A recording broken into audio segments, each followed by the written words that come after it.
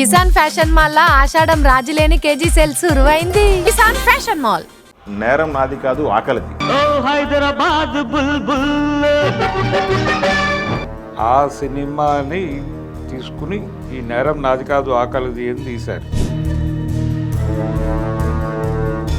అలా ఆ రీమేకుల పరంపర నడుస్తూ ఉన్న టైంలో వచ్చిన సినిమా ఇది. ఆ ఫ్రెష్నెస్కి కారణం దానికి ఉన్నటువంటి పౌరాణిక రెఫరెన్స్. భరద్వాజ గారు 50 సంవత్సరాల క్రితం ఒక సినిమా రిలీజ్ అయింది జూలైలో. ఇందాక చూస్తుంటే యూట్యూబ్లో మంచి పాట కనపడింది. అది సినిమా పేరు ఏంటని చూస్తే నేరం నాది కాదు ఆకలిది. అవును, రామారావు గారి సినిమా. అది రవిచిత్ర బ్యానర్లో వైవీరావు గారు తీసిన సినిమా అది. ఓకే.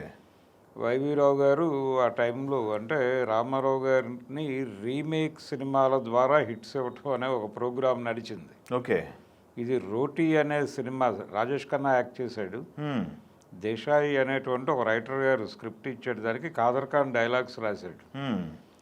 ఆ సినిమాని తీసుకుని ఈ నేరం నాది కాదు ఆకలిది అని తీశారు. ఓహో. నిజానికి అంతకు ముందు అదే బ్యానర్లో నిప్పులాంటి మనిషి అనేటువంటి ఒక హిట్ ఉంది. అలా మొదలైంది. మధ్యలో గజలక్ష్మి అనే బ్యానర్లో అన్నదమ్ముల అనుబంధం అనే సినిమా చేశారు. అది కూడా యాదోంకి బారాత్ అనే సినిమా. యాదోంకి బారాత్ అనే సినిమాని అన్నదమ్ముల అనుబంధం అనే పేరుతో తీశారు. ఓకే. ఓకే. అలాగే దోంకే బారాహత్ అనే సినిమా మా దైవం అనే పేరుతో తీశారు. ఇలా ఒక రీమేకుల పరంపర నడిచింది ఆ టైంలో. ఓకే. అంటే కంపారిజన్ ఉండేది కాదు, అంటే ముందే అనౌన్స్ చేసేవారు.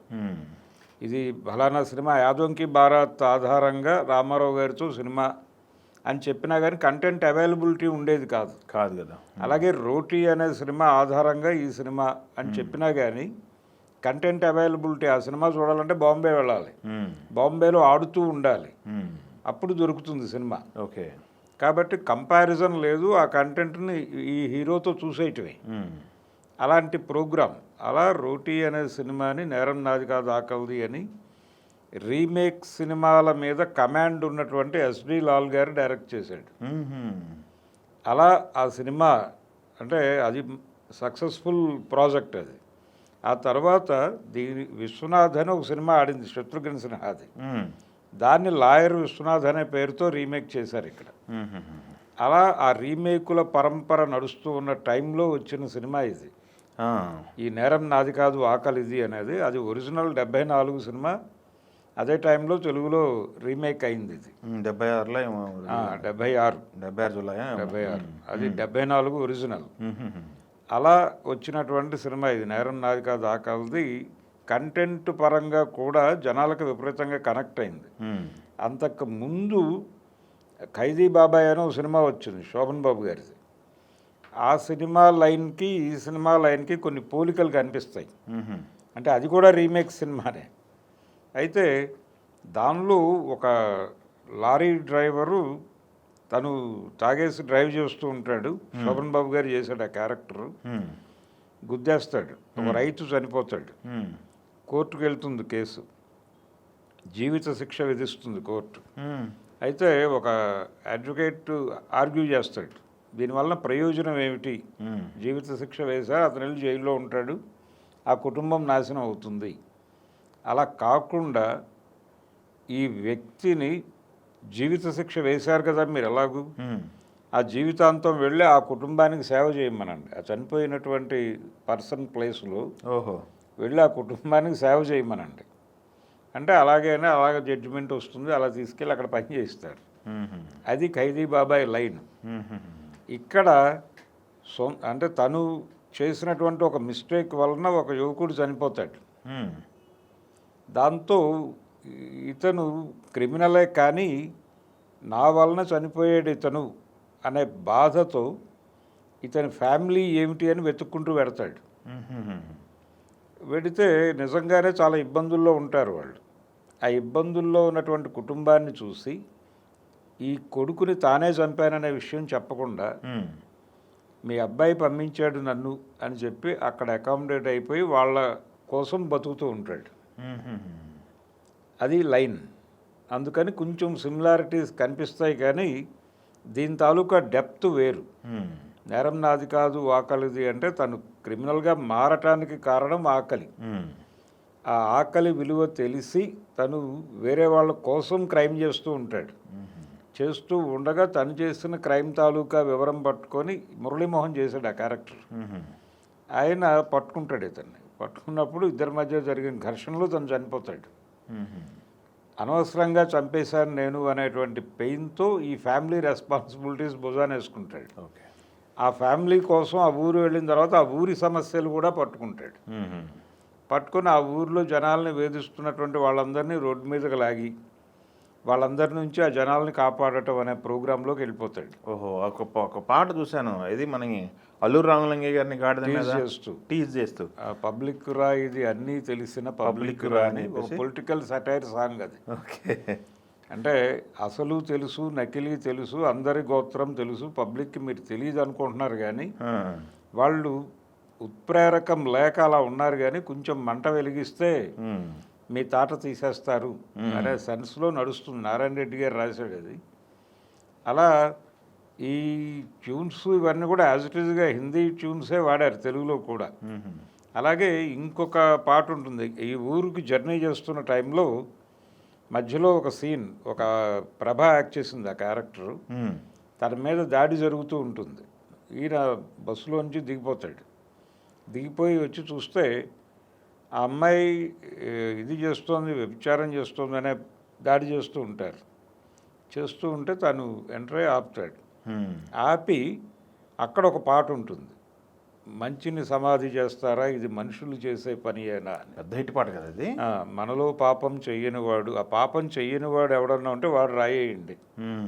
ఇది యాక్చువల్గా బైబిల్ నుంచి తీసుకున్నటువంటి స్టోరీని అక్కడ లింక్ చేశారు ఒరిజినల్ కథలోనే. దాన్ని అది తెలుగు ఆడియన్స్కి విపరీతంగా కనెక్ట్ అయింది ఆ సీను, ఆ పాట. అలా ఆ డెప్త్ వచ్చినటువంటి సన్నివేశం ఆ ప్రభ గారితో తర్వాత చాలా సినిమాలు చేశాడు ఆయన. దానవేరు సూరకర్ణ వీటన్నిటిలోనూ క్యారీ ఫార్వర్డ్ అయింది ఆవిడ. దానికి పునాది వేసిన సీను, పాట అది. ఓకే. అలా టోటల్ సినిమాలో చాలా ఎమోషనల్, జనాల సెంటిమెంట్స్తో కనెక్ట్ అయ్యేటువంటి సన్నివేశాలు, అలాగే పౌరాణిక రెఫరెన్సులు కూడా కనిపిస్తాయి ఈ కథలో. అంటే కేవలం హిందూ మైథాలజీ మాత్రమే కాదు, బైబిల్ రెఫరెన్స్ కథలను కూడా వాడారు దీనిలో. అలా ఇస్లాం నుంచి కొన్ని కథలు తీసుకుని వాడుకున్నారు సీన్స్లో. అలా అన్నిటినీ కలిపి తయారు చేసినటువంటి కథ రోటీ అనేది. అంటే తిండి కోసం క్రైమ్ చేయాల్సినటువంటి పరిస్థితులు ఉన్నాయి ఈ దేశంలో, దీన్ని రెక్టిఫై చేసుకోవాల్సిన అవసరం ప్రభుత్వాలకు ఉంది. నేరం చేశారు అని మాట్లాడటం కాదు, ముందు ఇక్కడ పేదరికం ఎందుకుందో తేల్చండి అనేది ఆర్గ్యుమెంట్. ఓకే. ఆ ఆర్గ్యుమెంటు సస్టైన్ చేయటం కోసం అనేక అంశాలను మిక్స్ చేసి నడిపినటువంటి కథ ఇది. దాన్ని ఎస్డి లాల్ గారు తెలుగు ఆడియన్స్కి కనెక్ట్ చేస్తూ తీసిన పద్ధతి సినిమాని విజయవంతంగా నడిపించింది. అందుకని రీమేక్ సినిమా అనగానే ఎస్డి లాల్ అనే పేరు వచ్చేసేది ఆయన నోట్లోంచి ఆటోమేటిక్గా. రామారావు గారు ఆయన ఎంత కనెక్ట్ అయి ఉండేవాడంటే ఆయనకి అడవిరాముడు నిర్మాతలు వెళ్ళి ఇది గంధదగుడి అనేటువంటి ఒక కన్నడ సినిమా నుంచి తయారు చేసుకున్నటువంటి స్క్రిప్ట్ అండి అని చెప్పారు వెళ్ళి. చెబితే ఆయన వెంటనే ఎస్డి లాల్ని పెట్టండి, వాహినిలో అడవి సెట్ వేయండి, తొందరగా సినిమా కంప్లీట్ చేసేయండి అని చెప్పేశాడు. చెబితే వీళ్ళు చెప్పారు అలా కాదండి, ఒక యంగ్ డైరెక్టర్ అనుకుంటున్నాం మేము రాఘవేంద్రరావు అని. అంటే నాకు తెలుసు కానీ టైం పడుతుంది. లాల్ గారు అయితే వెంటనే కొడేస్తారు గట్టిగా, అది ఆయన గొడవ. సినిమా కంప్లీట్ చేశారు 20 రోజులు, 4 రోజులు సినిమాలు. ఓహో. కాబట్టి వాహినిలో అడవి సెట్ కాదండి, మేము ఒరిజినల్ లొకేషన్లో చేయబోతున్నాం. ఒరిజినల్ అడవి, ఒరిజినల్గా లొకేషన్కి వెళ్దాం, ముదుమలై ఫారెస్ట్ అనుకుంటున్నాం. అలాగే సినిమా స్క్రిప్ట్ చాలా కష్టపడి డిజైన్ చేస్తున్నారు వాళ్ళు, మీరు కన్సిడర్ చేయాలి, కనీసం ఒక 40 రోజులు మా కోసం అడవికి రావాలి. అంటే లేదు లేదు మీరు ఇంకెవరినైనా చూసుకోండి అన్నాడే. అంటే కాదు మీరే చేయాలి. ఏమిటి ప్రాబ్లం అంటే ఇక్కడ ఉంటే 2 సినిమాలు చేసుకుంటాను, అక్కడికి వచ్చి ఏం చేయాలి, గడ్డి పీకటం తప్ప. అయితే 2 సినిమాలు రెమ్యూనరేషన్ ఇస్తే చేస్తారా? చేస్తాను. అప్పుడు డైరెక్టరు ఈ గొడవలన్నీ పక్కకి వెళ్ళిపోయినాయి. లాల్ గారు పక్కకి వెళ్ళిపోయి రాఘవేంద్రరావు గారు వచ్చాడు. ఇక అక్కడి నుంచి ఆయారా మొదలైంది. అడవి రాముడి నుంచి రాఘవేంద్రరావు గారు రామారావు గారు కాంబినేషన్, అది హిట్ కాంబినేషన్ అయిపోయింది. ఆ తర్వాత కూడా లాల్ గారితో సినిమా చేశాడు ఆయన. అదే అంటే లాయర్ విశ్వనాథ్ చేశాడు, అలాగే రాజపుత్ర రహస్యం చేశాడు. అలా ఆయన కెరియర్లో ఆయన ఎక్కువ నమ్మినటువంటి డైరెక్టర్ లాల్ గారు. అలాగే వైవీరావు గారు, ఆయనకి ఒక బ్యాక్గ్రౌండ్ ఉంది. ప్రొడ్యూసర్గా రావడానికి ముందు ఆయన అపరాధ పరిశోధన కథలతో ఒక పత్రిక నడిపాడు. అంటే యాక్షన్ ఓరియంటేషన్ అనేది ఉంది ఆయనకి స్క్రిప్ట్ డిజైనింగ్లో. దాన్ని సెల్యులాయిడ్ మీద సస్టైన్ చేయడానికి ఆయన ఇతర భాషా కథలను పట్టుకొచ్చి ఇక్కడ వాడేవాడు. ఆయన మీద రామారావు గారికి ఉండే కన్సర్న్ ఏంటంటే, ఒక కీలక సమయంలో నిప్పులాంటి మనిషి అనేటువంటి ఒక పెద్ద హిట్ ఇచ్చాడు అని. అందుకని ఆయన ఎప్పుడు వచ్చినా ఆయన డేట్స్ ఇచ్చేవాడు. ఓకే, అలా ఈ సినిమాలన్నీ వచ్చినాయి. మధ్యలో అన్నదమ్ముల అనుబంధం ఒకటి ఆయన పీతాంబరం గారి లిస్టులోకి వెళ్ళింది. ఓకే, ఆ తర్వాత మళ్ళీ ఆయనకి ఇంకో రీమేక్ సినిమానే చేశాడు, యుగంధర్, డాన్ రీమేక్. అదే అలా ఆ రీమేకుల పరంపర అనేది ఇక్కడ ఈయన చేసేవాడు, తమిళ్లో ఎంజీఆర్ గారు కూడా చేసేవాడు. నిప్పులాంటి మనిషి సినిమా తెలుగులో ఆయన అంటే అమితాబ్ క్యారెక్టర్ ఒకటి రామారావు గారు చేశాడు, రెండోది ప్రాణ్ చేసిన క్యారెక్టర్ ఇక్కడ సత్యనారాయణ గారు చేశాడు. అవును. ఇది తమిళ్ రీమేక్ వెళ్ళినప్పుడు కొంచెం కామెడీగా ఉంటుంది ఇది. అవునా? అంటే తమిళ్ రీమేక్కి వెళ్ళినప్పుడు ఆ రెండు క్యారెక్టర్లు ఎంజీఆర్ గారే చేశాడు. ఓహో. ఎందుకంటే ఈ సినిమాలో ఎన్టీఆర్ క్యారెక్టర్ చాలా యాంగ్రీ యంగ్ మ్యాన్ క్యారెక్టర్గా ఉంటుంది నిప్పులాంటి మనిషిలో. అమితాబ్ క్యారెక్టర్ కూడా అలాగే ఉంటుంది. కానీ దానిలో కొంచెం ఎంటర్టైన్మెంటు, ఇతర ఎమోషన్స్ ఎక్కువ నడిచేది ప్రాణ్ క్యారెక్టర్లో. ఇక్కడ సత్యనారాయణ గారు సస్టైన్ చేశాడు. అది పాటలు కూడా ఉండవు ఈ క్యారెక్టర్కి. ఉన్న పెద్ద హిట్ సాంగు స్నేహమేరా జీవితం అనే పాట సత్యనారాయణ మీద వెళ్తుంది. ఇది గమనించాడు ఆయన ఎంజీఆర్. గమనించి రామారావు వదిలిపెట్టాడు, కానీ మనం వదిలిపెట్టకూడదు, రెండు మనమే చేద్దామని చేశాడు. హిట్ అది అక్కడ కూడా. అలాగే ఇదే ధోరణి అన్నదమ్ముల అనుబంధం అప్పుడు కూడా నడిచింది. అన్నదమ్ముల అనుబంధంలో ఆయన అన్నగారిగా మాత్రమే ధర్మేంద్ర చేశాడు, అక్కడ అదే క్యారెక్టర్ రామారావు గారు చేశాడు. మిగిలిన రెండు క్యారెక్టర్లు అక్కడ వేరే వాళ్ళు చేశారు, ఇక్కడ వేరే వాళ్ళు మురళీమోహన్, బాలకృష్ణ చేశారు. ఇక్కడ తమిళ్లోకి వెళ్ళేసరికి అంటే ఇక్కడ కూడా ఈ అన్నదమ్ముల అనుబంధంలో ఆ క్యారెక్టర్ కూడా సాంగ్స్ ఉండవు.